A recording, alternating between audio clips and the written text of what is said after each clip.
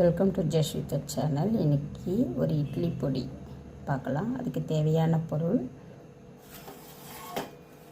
ஒரு கப்பு உளுத்தம்பருப்பு, அரை கப்பு கடலைப்பருப்பு, ஒரு 4-5 ஸ்பூன் எள்ளு, கொஞ்சம் பெருங்காயம், பச்சை கருவேப்பிலை, ஒரு 20 வரமிளகாய்.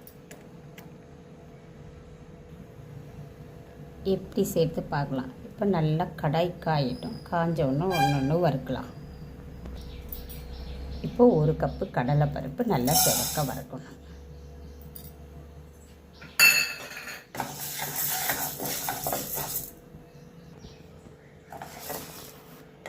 இந்த மாதிரி நல்லா சிவக்க வறுக்கணும். இந்த மாதிரி நல்லா சிவக்க வறுக்கணும். அப்போ தான் நமுத்து போகாமல் இருக்கும். எடுத்து கூட்டிட்டேன். அடுத்தது கடலைப்பருப்பு வறுக்கலாம். ஒரு அரை கப்பு கடலைப்பருப்பு. எதில் எடுக்கிறோமோ அதில் ஒன்று, இது பாதி.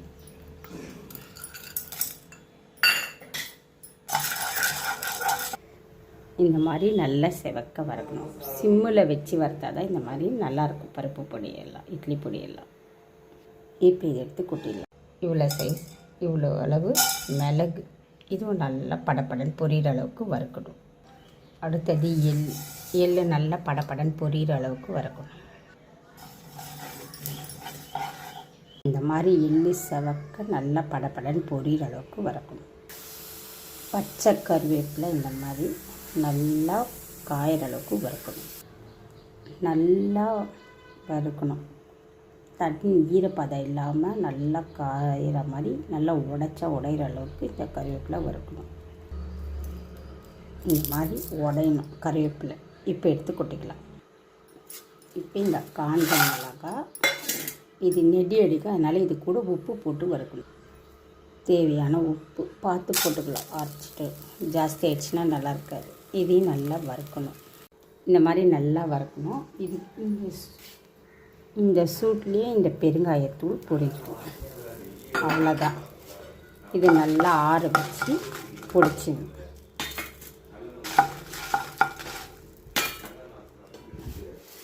இந்த பருப்பு எல்லாம் இதிலே போட்டு அந்த சூட்லேயே ஆறட்டோன்னு எல்லாத்தையும் ஒரு லேசாக வறுத்துட்டு ஆறட்டும், பொடிச்சிட்டு பார்க்கலாம்.